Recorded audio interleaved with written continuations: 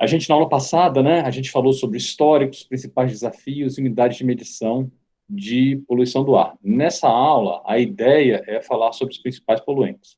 Ainda na aula passada, a gente comentou, né, apresentou, né, assim, as diferentes fontes de emissão de poluentes. Os processos podem ser muito variados.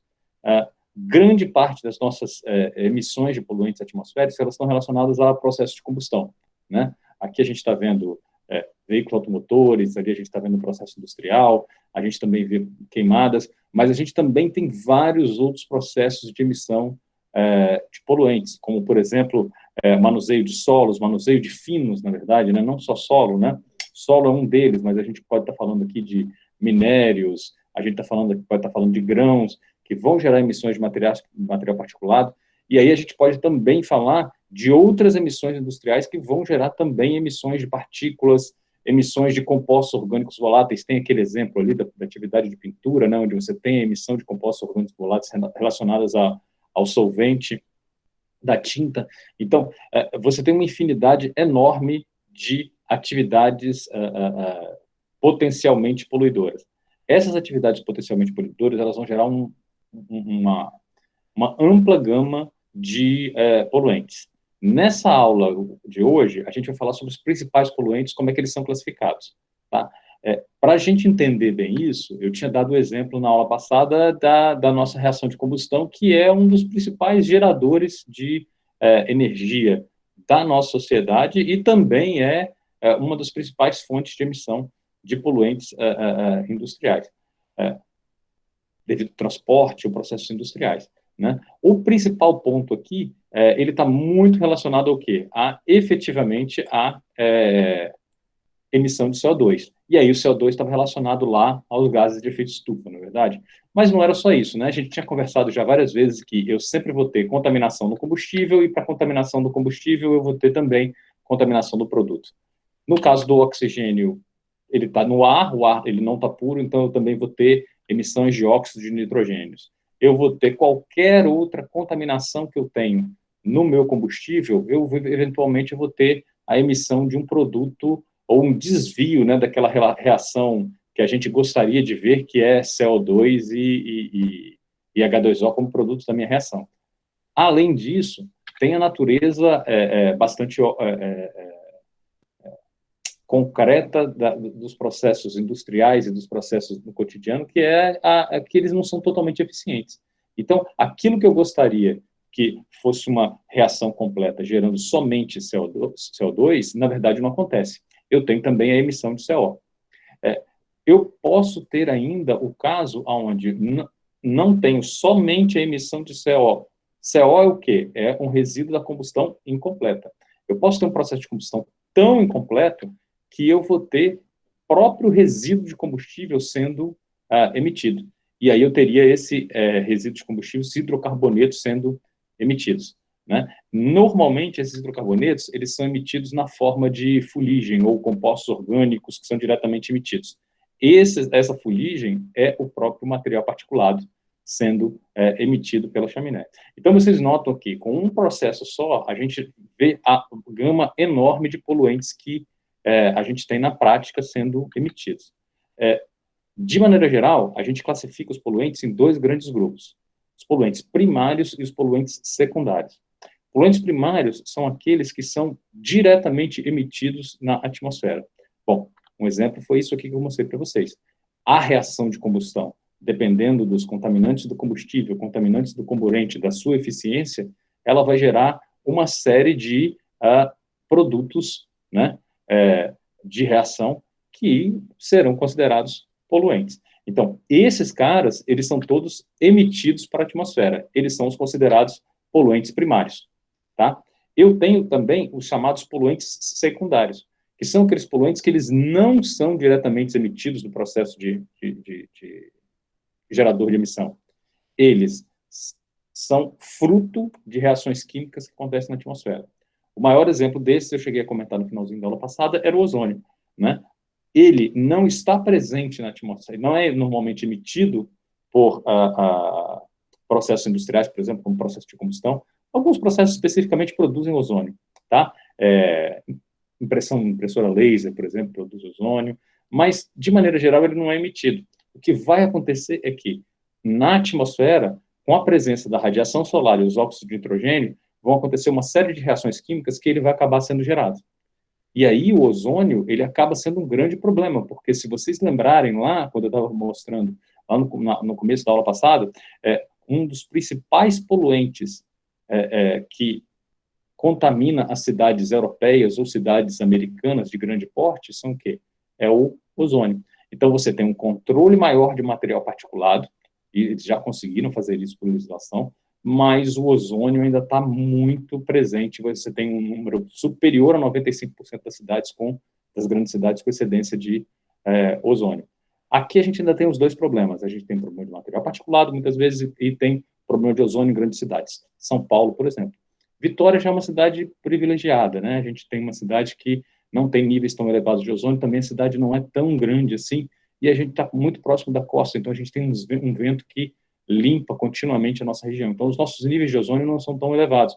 Mas o ozônio, normalmente, é um poluente que está muito associado a transporte, a veículos automotores. Por quê? Porque o ozônio reage na atmosfera, ele é fruto da reação dos hidrocarbonetos e dos óxidos de nitrogênio. Se vocês lembrarem da reação que a gente acabou de mostrar aqui, hidrocarbonetos e, aqui estão os copos, tá?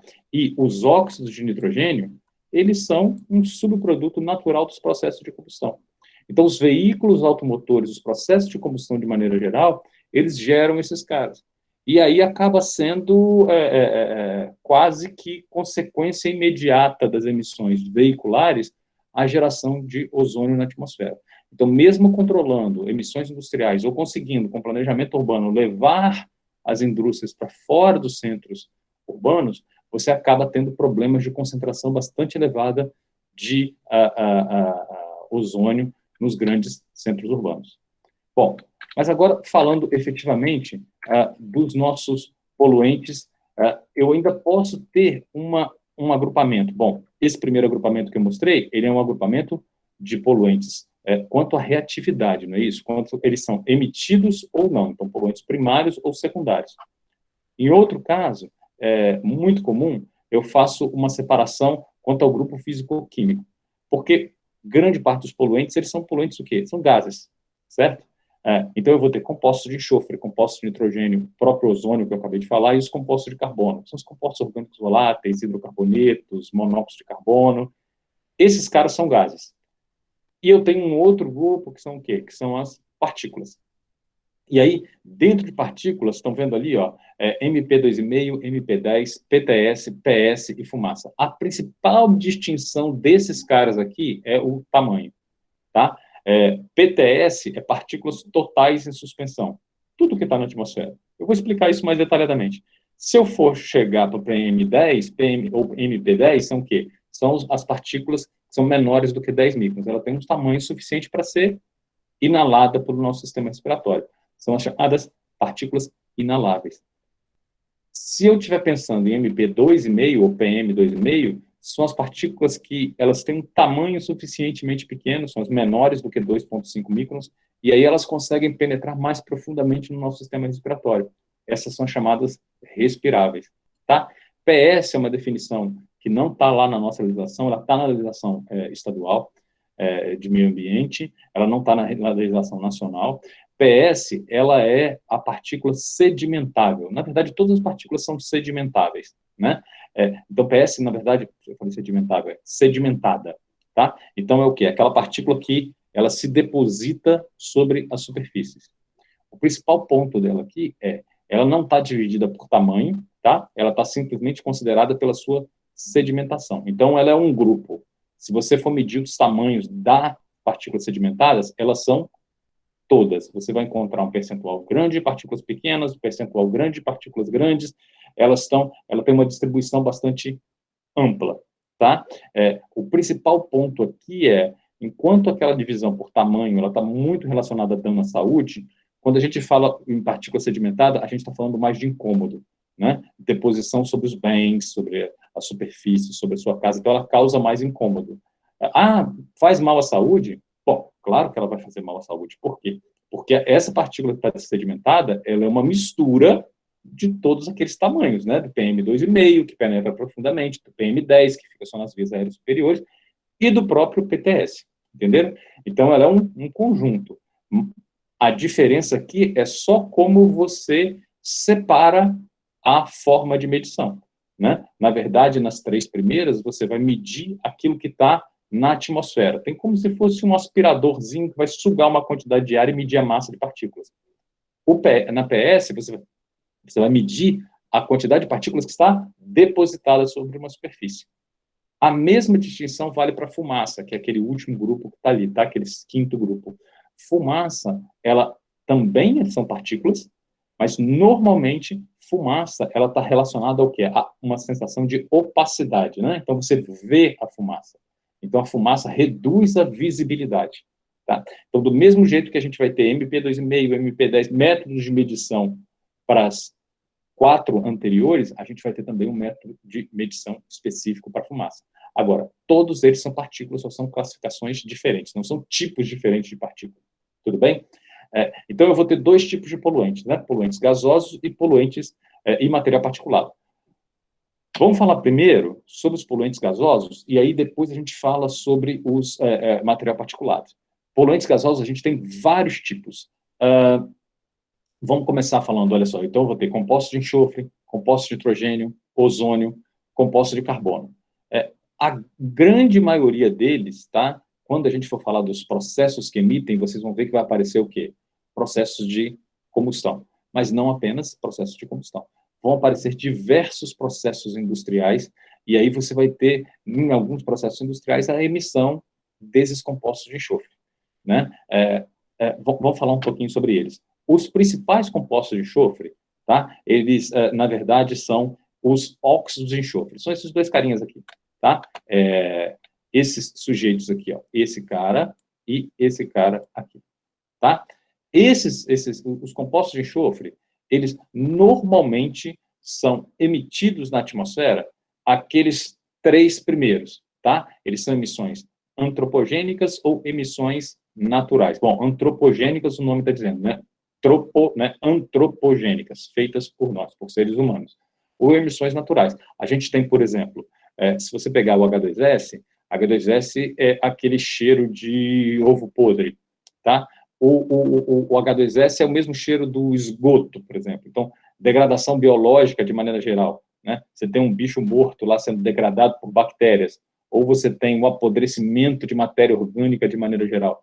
Você vai ter o quê? Muita emissão de H2S. Isso está relacionado com as bactérias que vão degradar aquela matéria orgânica. Ela vai se alimentar daquela matéria orgânica e vai gerar, normalmente, o quê? Metano e H2S. Então, aquele cheiro ruim, tá? Nesses processos de degradação, eu não tenho só a emissão de H2S, eu tenho a emissão de vários compostos reduzidos de enxofre. Vários. Esses compostos, eles vão ter os mais diferente fórmula química, mais diferente molécula, né? E normalmente esses compostos são compostos orgânicos. Normalmente esses compostos orgânicos, que são os compostos reduzidos de enxofre, eles têm mau cheiro, tá? De maneira geral, compostos orgânicos, tá? Sempre que o composto orgânico tem enxofre na sua cadeia, ele vai gerar aquele mau cheiro. Eu botei essa separação, porque é uma separação que a gente encontra muito nos livros, tá? Porque você tem, olha só, os compostos reduzidos, né, que tá aqui, e você tem o óxido de enxofre. De maneira geral, tudo que aí tem a ver com o estado de oxidação, né? Esse cara aqui, ó, o H2S, ele é, de fato, um composto reduzido de enxofre, tá? Então, os compostos reduzidos de enxofre, eles não são só os compostos orgânicos que têm enxofre na cadeia. Em sua maioria, eles são isso mesmo, que são os compostos que não foram oxidados. Mas o H2S é um dos principais representantes. Sempre que eu tenho degradação orgânica, eu vou ter, de matéria orgânica, eu vou ter esse cara. Quando eu tenho processo de combustão, processo de queima, por exemplo, tá? Eu vou ter a oxidação do enxofre, que está lá, por exemplo, no combustível, ou no que estiver sendo queimado, tá? Esse enxofre, então, ele vai aparecer sob a forma de óxido, que é o óxido de enxofre. Na atmosfera, esse SO2, ele vai acabar reagindo para SO3. Bom, e se ele encontrar água, ele vai virar o H2SO4, que vocês já estudaram lá, vem lá desde lá do segundo grau, o famoso ácido sulfúrico. Esse cara é um dos responsáveis pela acidificação da chuva. Estão lembrados lá também daquela discussão, quando a gente falou daqueles acidentes, grandes acidentes de poluição do ar, a gente falou do caso lá de Londres? Pois é, foi justamente uma dessas reações que causou aquele número enorme de mortes, né? Você tinha um processo de combustão de carvão com alto teor de enxofre, esse carvão reagiu na atmosfera e se encontrou com o quê? Com o fog, com o nevoeiro de Londres, que é basicamente água, né? Então você vai ter o SO2 reagindo, né, e acabando por virar o ácido sulfúrico. Então você tinha pequenas gotículas de ácido sulfúrico na atmosfera que as pessoas estavam respirando. Claro, não precisa nem dizer, né, causando grandes danos à saúde e levando aquele número enorme de mortos, né, quase 10 mil mortos a longo prazo. Então, é bastante sério. Voltando aqui a falar agora sobre cada um desses grupos que a gente comentou, né? Falando dos compostos reduzidos de enxofre. Os compostos reduzidos de enxofre, de maneira geral, para vocês, engenheiros que vão estar trabalhando nas indústrias, nos processos industriais, o grande problema dos compostos reduzidos de enxofre está relacionado a odor, tá? Então, eles vão aparecer de maneira geral quando você estiver trabalhando com degradação biológica. Por exemplo, tratamento de esgoto, né? Ou então processos químicos na indústria de celulose, por exemplo, emite um cheiro bastante característico. Quem já trabalhou, passou próximo lá da fibra, tem um cheiro bastante específico, né? Esse cheiro, no caso da fibra, né? Por exemplo, é metilmercaptana e dimetilsulfeto, que são subprodutos que são emitidos durante uma das etapas do processo. Se você for próximo à estação de tratamento de esgoto, você vai ver um cheiro muito parecido com o quê? Sulfeto de hidrogênio, que é o principal composto que é emitido por estações de tratamento de esgoto. Mas ali ainda tem, é sempre uma mistura, né? Então eu vou ter também um pouco de amônia. De maneira geral, eu vou ter poluentes que são transformados, tá, em subprodutos rapidamente. Por quê? Porque eles estão reduzidos. Aí eles vão para a atmosfera e aí, aos poucos, eles vão sendo oxidados, tá? De maneira geral, poucas horas após o lançamento, eles já começam a reagir. Mas eles têm uma vida média de cerca de dias, tá? Opa, estou notando aqui, tem uma coisa errada aqui, ó, tá vendo? Ó? Em algumas horas, não. Depois de lançado na atmosfera, em pouco tempo, o H2S, por exemplo, ou os outros compostos de enxofre, eles vão se degradando. Então, essa degradação começa a acontecer. Então, eles não ficam muito tempo, porque eles tendem a se oxidar. Então, não é um poluente que é extremamente persistente. Você pode olhar para esse caso e pensar mais ou menos assim, como se fosse uma partícula na atmosfera. E aí, se você pensar que uma partícula muito grande na atmosfera, se ela é emitida, ela rapidamente vai se depositar, certo? Então, ela é removida da atmosfera. Se eu tenho uma partícula muito fininha, ela vai se depositar? Sim, vai. Só que bastante lentamente, tá bom? Então, nesse caso, a gente está comentando o mesmo ponto, né? A gente está falando aqui de um poluente que vai decaindo com o tempo na atmosfera, mas o decaimento dele é da ordem de dias, tá? O que quer dizer isso? Quer dizer, por que isso é importante para a gente? Eu tenho um poluente que causa mau cheiro. Se eu tenho a emissão dele em algum ponto, por exemplo, uma estação de tratamento de esgoto, ou um processo qualquer industrial que emite esse tipo de poluente, ele vai caminhar na atmosfera. Aos poucos, ele vai se degradando. Porém, ele demora um dia inteiro ou mais para se degradar. Quer dizer o quê? Que ele é capaz de caminhar longas distâncias. Esse caminhar longas distâncias, né, ele pode, né, efetivamente, né, causar um dano a longas distâncias, um dano bastante considerável. Por quê? Porque, de maneira geral, esses poluentes, eles causam a percepção de odor com concentrações muito, mas muito baixinhas. Então, os incômodos associados a compostos reduzidos de enxofre, eles normalmente têm uma grande abrangência geográfica, tá? Bom, aqui eu tenho vários compostos de enxofre, né? Se vocês observarem, olha só, eu estou mostrando aqui, ó, o limite de detecção. O limite de detecção é aquele limite que você consegue perceber um cheirinho, tá? Você ainda não identifica exatamente do que é o cheiro, mas você consegue perceber que, e principalmente no caso desses caras aqui que a gente está mostrando, a gente consegue perceber um mau cheiro, tá? Se vocês observarem, esses valores, né, que a gente está falando aqui, ó, em partes por volume, partes por milhão, tá vendo? Eles são bem baixinhos. Olha só o sulfeto de hidrogênio, que eu falei que é um dos principais responsáveis lá de estações de tratamento. 0,0005, ou seja, 0,5 partes por bilhão. Então, uma concentração muito baixa de sulfeto de hidrogênio, ela é capaz de gerar uma percepção de odor. Tá? Como é que eu calculo esse limite de detecção? É mais ou menos o seguinte, eu tenho um painel de pessoas, eu junto lá diversas pessoas, tá? 10, 20 pessoas e apresento uma amostra para essa pessoa. E vou diluindo sempre essa amostra, níveis sucessivamente mais diluídos. Vai ter uma hora que você vai diluir tanto essa amostra desse gás específico que as pessoas vão parar de sentir o cheiro, certo? Nesse caso, o que vai acontecer? Nem todo mundo para de sentir o cheiro ao mesmo tempo. Algumas pessoas são mais sensíveis que outras, tá? O limite de percepção, o limite de detecção, tá? Ele é dito como sendo aquele limite onde metade das pessoas já não consegue mais perceber. A outra metade ainda percebe, tá?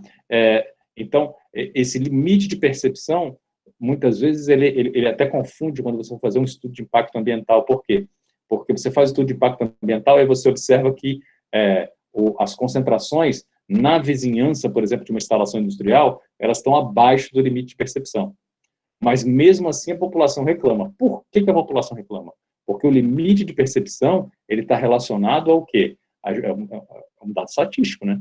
50% das pessoas não conseguem perceber aquele cheiro. Então, ele é um indicador, né, de possibilidade de incômodo. Não quer dizer que porque está abaixo daquele valor que as pessoas não vão sentir o cheiro, tá? Mas a grande mensagem que fica aqui para vocês é justamente isso, tá? Esses compostos reduzidos de enxofre, de maneira geral, todos esses que a gente está observando aqui, o grande problema deles está associado à percepção de odor.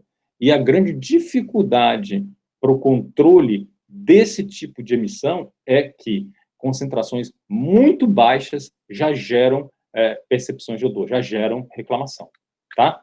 Bom, passando agora para o outro grupo, que são os óxidos de enxofre, a gente tem... bom, gente, se vocês quiserem, tiver alguma dúvida, tá? Pode interromper e pergunta aqui pelo chat, ou então pode ligar o microfone mesmo, tá bom? Falando agora sobre os óxidos de enxofre.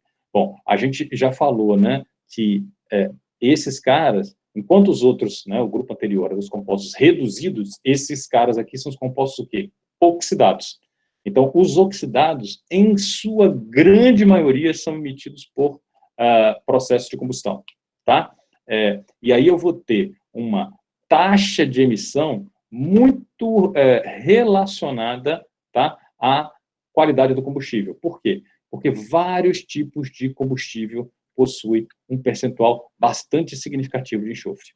Olha esse exemplo aqui, tá? Eu peguei essa figurinha aqui da internet só para mostrar como é que é mais ou menos uma representação esquemática, né, da destilação dos combustíveis, né? Então você pega petróleo bruto e você tem lá uma coluna de destilação. Basicamente o que você faz você vai aquecer esse óleo bruto, né, numa temperatura bastante elevada, sem a presença de oxigênio. E aí você tem essa coluna de destilação. O que vai acontecer? Na coluna de destilação, você vai ter compostos, ela vai variar a temperatura conforme vai variando a altura dentro dessa coluna. Quanto mais para baixo, maior a temperatura, certo? Quanto mais para cima, menor a temperatura. O que acontece é o seguinte, na coluna de destilação, como aquelas que tem um laboratório de química para qualquer outra atividade de separação, o que vai acontecer de maneira geral é que eu vou ter os compostos mais pesados, eles vão se voltar à forma líquida, né? Eles vão se precipitar em temperaturas mais altas, tá? Já os compostos mais leves, eles vão continuar sob a forma gasosa, mesmo com as temperaturas diminuindo, e vão acabar se tornando líquidos somente em temperaturas mais baixas. E alguns, né, nem vão se tornar líquidos, né, como, por exemplo, o gás natural. Mas aqui dá mais ou menos o exemplo, tá vendo? Então, eu vou ter aqui, né, efetivamente, leves, né, como querosene, gasolina, nafta, gás. Esse aqui é o número de carbono, tá vendo? Na nossa cadeia, porque as cadeias, de maneira geral, maiores vão ter mais carbono. Então, eu vou ter moléculas maiores, tá? Mais pesadas. O que vai acontecer de maneira geral, se você observar, é que eu vou ter moléculas mais pesadas aqui, mais na parte de baixo do meu destilador. Uma consequência direta disso é o seguinte: a gente chama de óleos pesados aqueles que ficam mais na parte de baixo da coluna, e mais leves aqueles que ficam na parte de cima. Também são mais baratos os que ficam mais na parte de baixo. Os na parte de cima, eles são considerados mais nobres. Por quê? Isso muito relacionado ao quê? À viscosidade, à própria pureza do combustível. Então, de maneira geral, se você pode estar disponível no mercado para você queimar óleo mais limpo, óleo mais sujo. A gente chama de óleo pesado. O óleo mais pesado vai ter mais enxofre, por exemplo.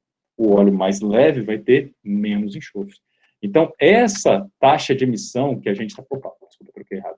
Essa taxa de emissão de enxofre, que está muito associada à contaminação do combustível, tá? Ao enxofre no combustível, ela também está relacionada ao que é o tipo de combustível que você queima. Então, se você queima um óleo mais pesado, né, ou se você está queimando carvão, de maneira geral, o que vai acontecer? Você vai ter uma emissão mais significativa de óxidos de enxofre. Hoje em dia, com as regulamentações de taxa de emissão, cada vez mais, se você tem uma queima de óleos mais pesados, ou se você tem queima de carvão com teor mais alto de enxofre, você vai ter que ter um processo de sulfuração antes da sua emissão no chaminé, porque você não é permitido emitir concentrações muito elevadas de enxofre, tá? Então, também é uma relação de compromisso, né? Você vai economizar no combustível, mas você vai gastar mais no processo de tratamento do seu efluente, certo? É aquela ideia de eficiência, né? Lembra de ecoeficiência que a gente estava conversando lá atrás. E aí, o que está acontecendo gradualmente hoje é uma mudança para a queima de combustíveis mais limpos, como, por exemplo, o gás natural. E aí toda a discussão sobre queima de combustível, queima de carvão, por exemplo, né?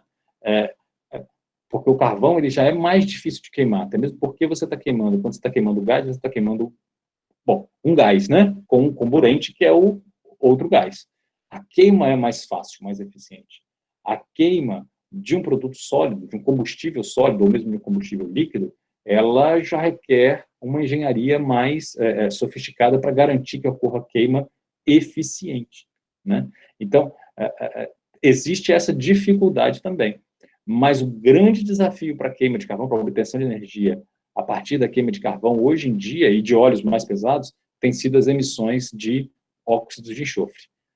As emissões, então, de óxido de enxofre, elas vão acontecer, em sua maioria, na forma de SO2, tá? E ele, na atmosfera, ele vai gradualmente, ele vai reagir, tá? Então, ele degrada ele vai passar para SO3, né, um estado mais oxidado. O SO4 é quando ele se precipita já por formato de partículas. Ou ele pode ir, se ele simplesmente formar partículas, ele vai virar um sulfato, o SO4. Ou ele pode ir para uma via mais aquosa, né? E se ligar lá nas nuvens, nas gotículas de água, aí ele vai para o lado do H2SO4. De qualquer forma, esse cara, ele vai acabar reagindo na atmosfera, tá? E aí vem o grande problema, tá? O óxido de enxofre, ele é um problema para a nossa saúde, por quê? Porque ele é um processo, ele é bastante reativo ainda, né? Então, imagina, as nossas vias aéreas, os nossos olhos, tal, as nossas mucosas de maneira geral, elas estão cobertas de água. Então, você imagina, se você fica exposto ao SO2, o que vai acontecer? Na sua própria mucosa, nos seus olhos ou nas vias respiratórias, esse SO2, ele vai se depositar ali, ele vai acabar causando uma acidificação dessas mucosas, né? Então, ele causa ardência nos olhos, isso vai acontecer em vegetais, esse processo de corrosão também vai acontecer em materiais, tá? Quando ele acontece no nosso aparelho respiratório, existem vários estudos que mostram correlação de concentração de SO2 com crises respiratórias. Então, por exemplo, ele pode disparar uma crise de asma, ou então a gente pode voltar àquele exemplo que eu dei lá do caso lá de Londres, né, onde a gente teve aquele acidente enorme, onde 10 mil pessoas morreram, muito relacionado ao quê? Ao SO2 que estava na atmosfera, né? E aí o SO2 reagiu, no caso lá, né, com a água do nevoeiro, mas no nosso caso, mesmo a gente inalando ele vai reagir com o que eu tenho nas minhas vias aéreas. E ele causa um grande estresse para o nosso sistema respiratório. Tem vários estudos mostrando, por exemplo, a perda de produtividade de várias culturas relacionados à contaminação por SO2, justamente pelo seu potencial de reação nessas superfícies, né, dos seres vivos, né, e também com danos com materiais. Tudo relacionado a essa formação de ácidos que atacam as superfícies, tá? Então, esse cara, o H2SO4, ele acaba sendo o seu subproduto, né, quando eu encontro quando ele é dissolvido com a água. E ele acaba sendo uma das principais razões de toda esse potencial de dano relacionado ao SO2. O outro grupo bastante importante aí, quando a gente fala de grandes cidades, ele é realmente muito importante. Por quê? Os compostos de nitrogênio, eles são aqueles caras que estão muito associados à geração, à formação de ozônio na atmosfera. Enquanto os óxidos de enxofre, eles estão relacionados à formação daquele ácido lá que vai fazer bastante mal para a nossa saúde, para superfícies bem duráveis, plantas. O óxido de nitrogênio, ele está muito relacionado à formação desses compostos, vamos dizer assim, secundários, ou dos poluentes secundários. Os compostos de nitrogênio, então, eles são divididos nesses 3 grupos, tá? O primeiro é a amônia, né? A amônia, ela é muito importante quando a gente está falando de processos biológicos, então lembra lá quando eu falei tratamento do esgoto? O tratamento de esgoto tem uma emissão de amônia bastante significativa conforme a qualidade do efluente. Eu tenho esse grupo, que é formado pelo NO e NO2, que na verdade, a gente chama ele de NOx. O NOx, na verdade, é a soma dos dois, tá? NO e NO2. E o NOY é todo o resto dos compostos de enxofre. De maneira geral, olha ali, ó, para essa definição, ó. O NOx, ele vai ser NO e NO2. Então, são os compostos oxidados de nitrogênio, certo? O NOY, tá vendo que aí eu tenho uma galera aqui que são o quê? Os compostos com nitrogênio, com os ácidos com nitrogênio. Aí eu estou falando aqui do pessoal não oxidado. É a mesma coisa, muito parecida lá quando a gente estava falando de enxofre, né? Eu tinha o óxido de enxofre, SO2, aqui eu chamo de NOx, né? Porque o X vai representar tanto o NO quanto o NO2. E tinha os compostos reduzidos de enxofre. Aqui os meus reduzidos, ou seja, aqueles não oxidados, os orgânicos, os ácidos, esses caras todos, eles são representados com uma fórmula de NOY. Por que esses caras são particularmente importantes? Estão lembrados que eu falei do papel na criação do ozônio? Esses caras aqui, tanto esses caras aqui quanto esses caras aqui, eles são muito importantes nessa dinâmica de formação do ozônio. E aí, especificamente, quando eu começar a falar dos óxidos, dos ácidos, tá vendo? Eles, então, são bastante importantes. Por quê? Porque eles também têm o seu potencial de dano. De maneira geral, eu respirar um composto desse é extremamente oxidante. Tá? Aí tem aquela história de radicais livres e tudo aquilo também, aquela discussão que eu estava falando lá quando eu falei do enxofre, né? Eu entro em contato com esses ácidos, eu vou ter irritação dos olhos, eu vou ter irritação das mucosas, eu vou ter crises respiratórias. Tudo isso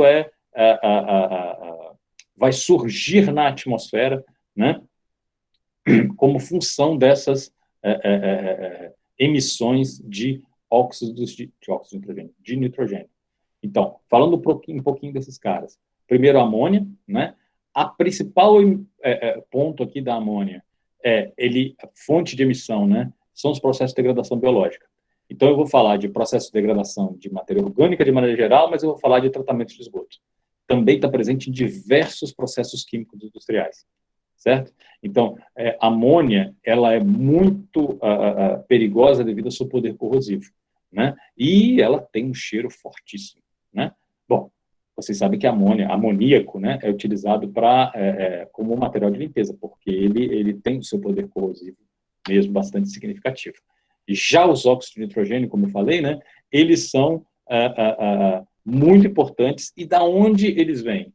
Eles são muito importantes no processo de formação do ozônio. E da onde eles vêm? Lembra quando eu falei da reação química, né, de combustão?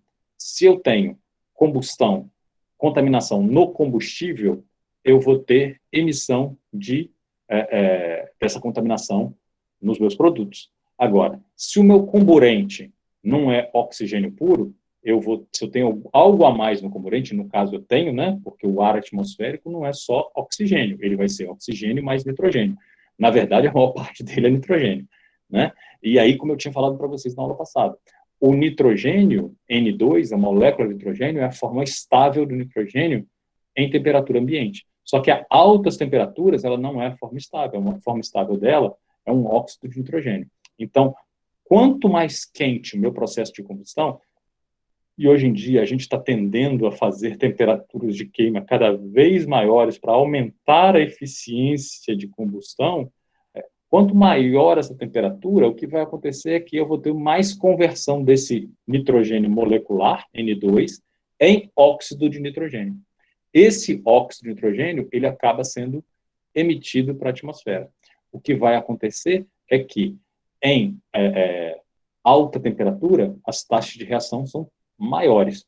Então, eu reajo rapidamente formando óxido de nitrogênio.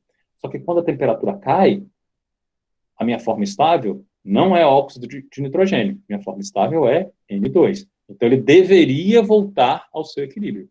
Ele volta, só que ele volta lentamente, porque a taxa de reação na temperatura ambiente é muito lenta. O que acaba acontecendo, então, é que eu tenho a emissão de um composto que é quimicamente instável, ou seja, um composto que adora reagir, né? E aí, esses compostos muito reativos, eles acabam sendo responsáveis pelos maiores danos, né? Bom, ele é responsável também, um dos grandes responsáveis pela formação de chuva ácida. Se eu posso ter uma formação de um ácido baseado em enxofre, como ácido sulfúrico, eu vou ter a formação de ácido também baseado nos nitratos. E aí, eu tenho também contribuição dos óxidos de nitrogênio para a chuva ácida. Mas o papel mais interessante da participação do nitrogênio é o seguinte: ele é efetivamente responsável pela, deixa eu tentar achar a reação aqui, pela formação do ozônio na atmosfera. Isso daqui, esse gráficozinho aqui, vocês estão vendo que tem os vários poluentes sendo mostrados aqui, ó. Então, isso aqui é um dia qualquer, tá? Eu peguei esse gráfico aqui da nossa estação de monitoramento de qualidade do ar, um dia qualquer selecionado aleatoriamente lá da Enseada, tá? Se vocês observarem, vocês estão vendo como varia aqui a nossa linha vermelha, ela é o ozônio, tá? Então, você está vendo aqui, aquela vermelha, ele sobe de madrugada, tá vendo? Aí ele desce e depois ele sobe novamente, tá vendo? Tem uma variação. Aí você pode... Bom, a gente pensaria assim, isso está muito relacionado à taxa de emissão dos veículos, né? Então, quanto mais carro tem, maior vai ser a taxa de emissão. Mas é mais complexo do que isso, porque você observa que eu, por exemplo, não tenho veículo andando de madrugada, e por que esse negócio está tão alto assim? Tá vendo? Eu posso fazer essa correlação com veículos, por exemplo, se eu me preocupar com com as taxas de emissão era melhor eu mostrar nessa figura que me preocupar. Eu posso fazer a correlação dos veículos se eu mostrar efetivamente aqui, ó, aqui estão os óxidos de nitrogênio, ó. Esse aqui é o NO2, esse é o NO, e o pretinho é o NOx, que é a soma dos dois. Vamos olhar o NOx, ó. De manhã ou de madrugada, eu tenho muito pouca emissão, tá vendo? Mas, quando o tráfego de veículos vai aumentando, eu vou tendo um aumento nessas emissões, tá vendo? Então, aqui, esse é o primeiro horário de pico que acontece de manhã, tá vendo? Aí eu tenho o meu pico de NO2 de manhã, E aí depois ele diminui um pouco, porque assim, diminuiu o horário do rush, né? O horário do rush da manhã já passou. Eu tenho um pouco menos NOx na atmosfera. Bom, mas eu tenho um aumento de tráfego ainda que vai acontecer aqui, ó, tá vendo aqui, ó, esse picozinho aqui, ele vai acontecer o quê? É o aumento de trânsito que acontece naturalmente na hora do almoço. Seja o pessoal indo almoçar, ou levando criança na escola, o aumento de movimento que tem ali, mais ou menos na hora do almoço. Depois diminui novamente e vai acontecer um outro pico aonde? Na hora do povo ir embora, né? Do trabalho. O que a gente observa é que são os formatos dos picos é diferente, né? Enquanto esse daqui acontece de manhã, né? Tá todo mundo querendo chegar no trabalho 8 horas, né? Então ele é mais acentuado, ele é mais curto, né? É menor duração, porém ele é mais alto, né? O pico que acontece na hora do jantar, ele já na hora do jantar, na hora do rush para voltar para casa, ele já é um pouco mais largo, mas não é tão elevado. Então o trânsito é um pouco distribuído, certo? Mas vocês estão vendo, então, que as emissões de NOx, ou que é o NO mais o NO2, elas variam durante o dia. E aí, se vocês observarem, a formação a concentração de ozônio, ela está muito relacionada com esse cara. O ozônio, ele é formado na atmosfera por causa da presença do NOx. Vou voltar aqui para a nossa reação. Olha só, tem essas três reações aqui que acontecem, que são muito importantes na atmosfera, tá? Peraí, gente, eu vou precisar reiniciar aqui meu PowerPoint, que eu acho que ele travou. Só um segundinho. Peraí que a gente já faz isso. Pronto. Voltou, eu estava mostrando, eu estava com esta. Um segundinho, tá, gente? Pronto, tá aqui. Deixa eu compartilhar novamente.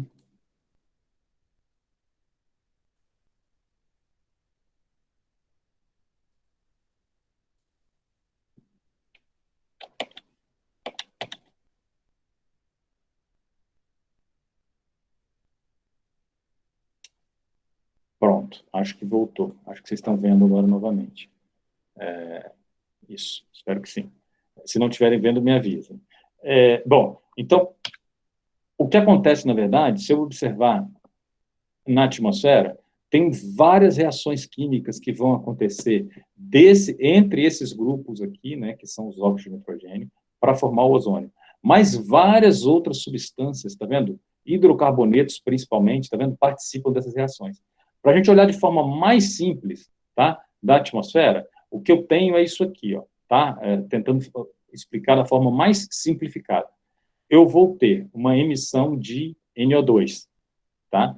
O NO2, quando incide a radiação ultravioleta sobre ele, eu vou ter a dissociação dele. Então, eu tenho uma dissociação do NO2 em NO e oxigênio. Bom, a gente já viu esse filme antes, né? Sempre que eu tenho um oxigênio livre aqui sobrando, né? É mais ou menos o que acontece lá em cima, lá na camada de ozônio, né?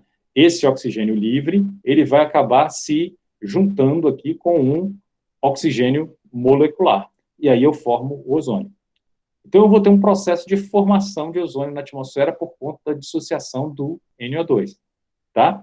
Só que eu tenho uma outra reação que acontece também, porque eu vou ter o ozônio, tá? Ele, na verdade, ele não é um composto muito estável, nem tampouco o NO. Então, o que vai acontecer é que eu tenho também essa reação aqui, ela também acontece.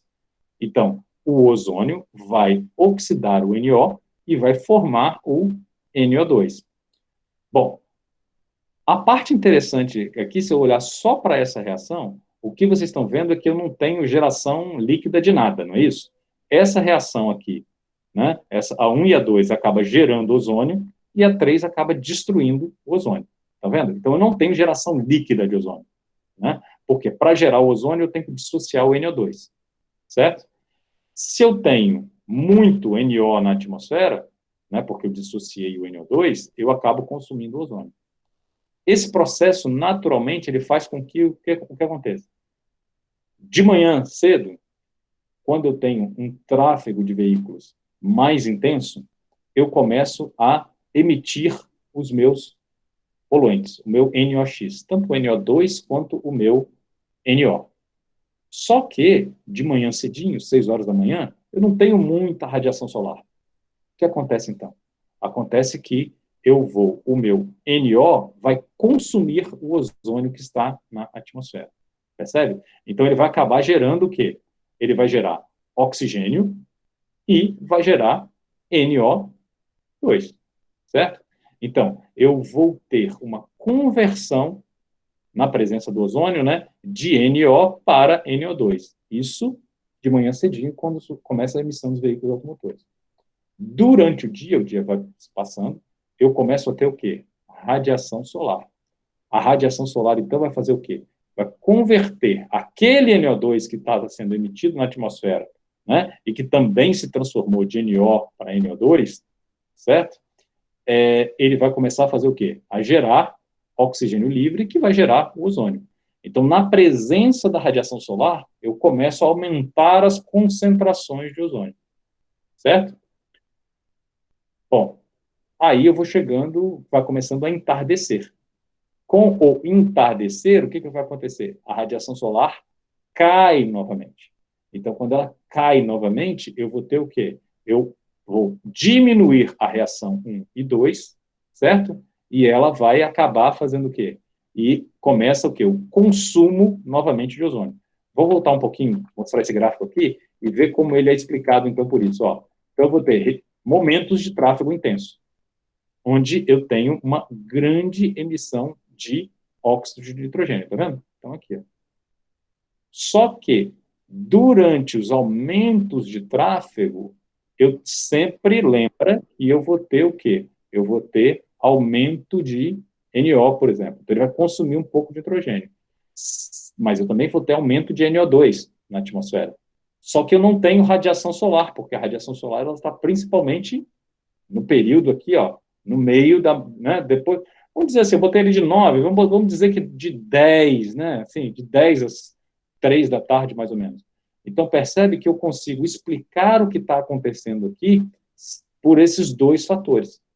Então, o ozônio, ele vai surgir na atmosfera por causa de dois fatores. Por causa das minhas emissões de NOx, né? E por causa da radiação solar. Eu preciso desses dois fatores para essa emissão ocorrer. O grande ponto aqui é que isso acontece, ela é uma reação que vai acontecer de maneira transitória, né? Ela vai sempre gerar ozônio, mas o ozônio ela vai ser destruído. É como se fosse uma reação que está mais ou menos em equilíbrio. Eu só tenho um grande complicador nessa reação, tá? Que é efetivamente o fato de que, vamos voltar dois slides aqui, ó. Vamos voltar. Peraí que eu me perdi um pouquinho aqui, avancei demais, volta aqui. Essa reação, ela é mais ou menos um ciclo.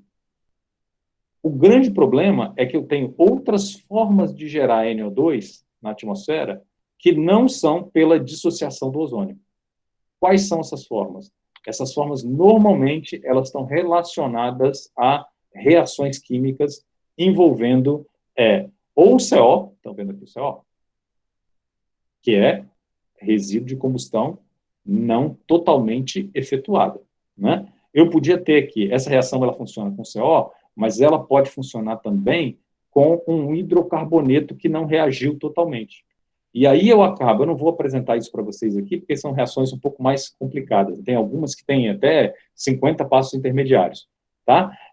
Mas o que acontece aqui é que, observando só a presença do CO, o CO, ele vai, tá vendo o que ele está fazendo? Ele está convertendo um óxido de nitrogênio em NO2. Então, ele converte o NO em NO2 sem destruir um ozônio. Essa reação eu tenho para CO, ela é mais simples, e para os outros hidrocarbonetos ela é mais complicada, então ela vai ter mais passos aqui, né? Essa é a mais simples de todas, que só tem 3.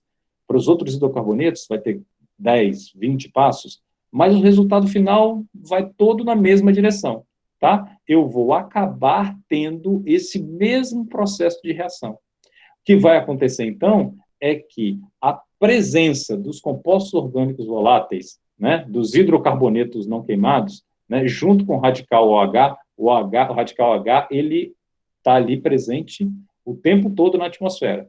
tá?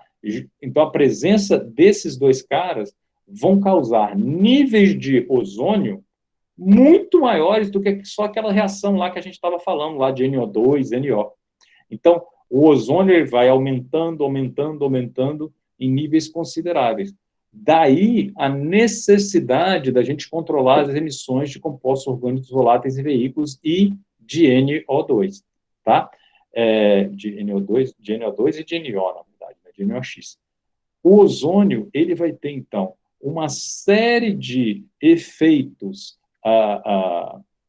indesejáveis para a gente. Ele é extremamente oxidante, né? Bom, isso a gente já viu, né, pelas reações químicas todas que a gente viu aqui, ele é um composto de oxigênio bastante instável. Então, ele adora se separar lá e gerar aquele oxigênio molecular, e o oxigênio molecular vai tentar oxidar qualquer coisa, oxidar os nossos tecidos.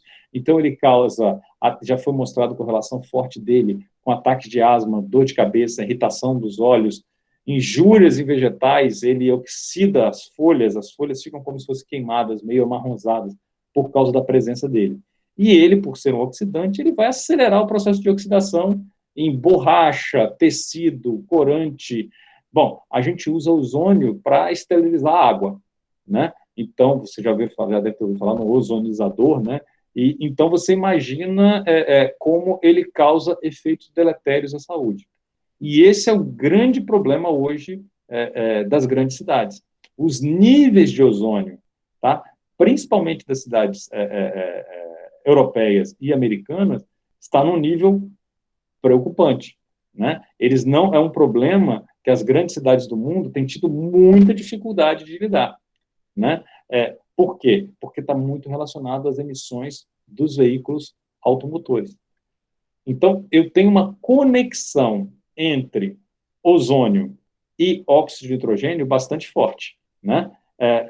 Bom, não dá para descartar, né, que é ozônio, óxido de nitrogênio e os tais dos compostos orgânicos voláteis, porque os compostos orgânicos voláteis são eles que, vamos dizer assim, contribuem para a geração adicional de ozônio, aquela história lá de gerar um NO2 sem dissociar um ozônio, né? Então, uma rota adicional. A presença, já foi demonstrado isso, que a presença de compostos orgânicos voláteis pode aumentar em até 200 vezes a concentração de oxigênio em relação, de ozônio, em relação à concentração normal, só explicada por aquela outra reação lá. Eu acho que alguém levantou a mão. Quem foi? Achei que tinha uma pergunta, fez um sinalzinho aqui e falou que alguém levantou a mão com uma pergunta. Bom, talvez tenha sido um engano. Se quiser, pode ligar o microfone, tá? E fazer pergunta. Bom, mas vamos lá, então. Falando sobre os compostos de carbono. O principal grupo deles, eu já falei para vocês, né? Que são os compostos orgânicos voláteis. Os compostos orgânicos voláteis, eles são emitidos de duas formas principais, né? A principal delas é como resíduo de combustão incompleta, né? Nota, a combustão completa é aquela onde eu tenho formação de CO2.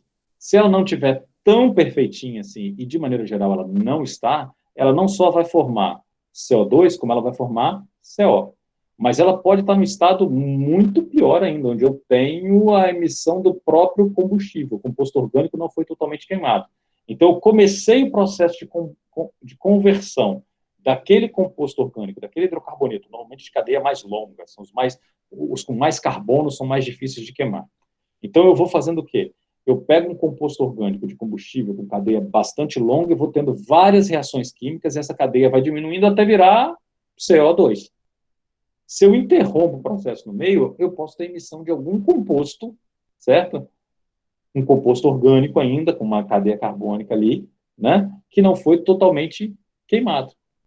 Essa emissão desse cara, né? Ela é aquela que está relacionada lá com a geração de ozônio que eu comentei. Esse é um jeito de emitir. O outro jeito principal de emitir o ozônio, ele está relacionado à evaporação. Por exemplo, combustíveis, tá? Eu posso queimar o combustível e eu vou ter, na queima, a emissão de compostos orgânicos voláteis. Ou eu posso ter uma emissão evaporativa dos combustíveis. Eu posso ter emissão evaporativa, por exemplo, de solventes, tá? Então, esses caras, de maneira geral, eles são bastante perigosos para a nossa saúde. Vários deles têm o seu potencial carcinogênico, tá? Os mais conhecidos são esses caras aqui, ó.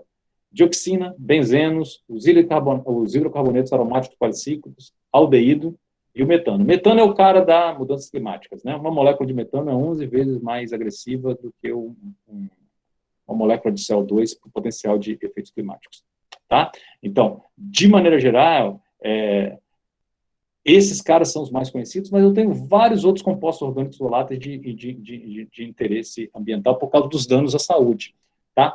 As dioxinas são um grupo especialmente importante, ele está muito relacionado à queima de resíduos. E aí tem vários estudos na literatura que mostram o potencial dano à saúde das dioxinas, normalmente está associado a quando tem contaminação de cloro nos combustíveis, então a queima de plásticos, queima de algumas borrachas, e aí eu vou ter o quê? Eu vou ter a emissão de compostos orgânicos não queimados, com cloro na cadeia, e aí eu tenho as tais dioxinas, que são um grande problema. Benzeno é um grupo bastante importante relacionado a solventes, e esses hidrocarbonetos aromáticos policíclicos relacionados a processos de combustão. Também aldeídos, motores a álcool, queima de veículos a álcool. O Brasil tem uma característica única em relação ao mundo, que nós temos 25% do combustível queimado nos veículos automotores, ele é álcool, né? Então, a gente acaba tendo uma emissão bastante significativa, diferente em relação ao resto do mundo. Tem vários estudos científicos que mostram que a nossa composição química da atmosfera é diferente. Por quê? Porque os gases emitidos pelos nossos veículos, eles são diferentes, porque eu tenho principalmente um deles aí, são os aldeídos. Eles estão muito relacionados à queima de álcool nos veículos automotores. Todos esses caras, eles vão estar muito relacionados a aquele processo de formação de ozônio na atmosfera.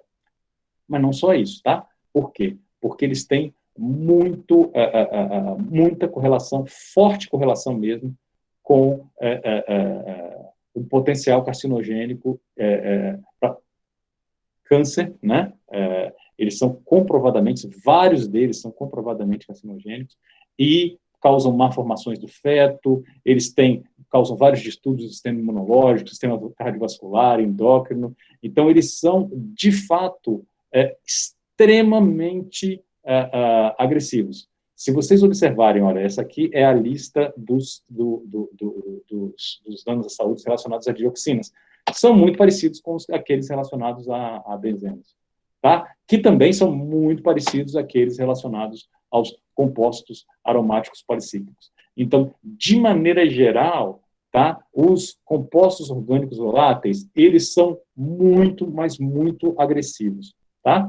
E aí fica aquele alerta para o pessoal que fuma, né? Por quê? Porque é mais ou menos o seguinte: você fumar um cigarrinho lá, e aí você vai estar fazendo o quê? Você está puxando, inalando aquela fumaça.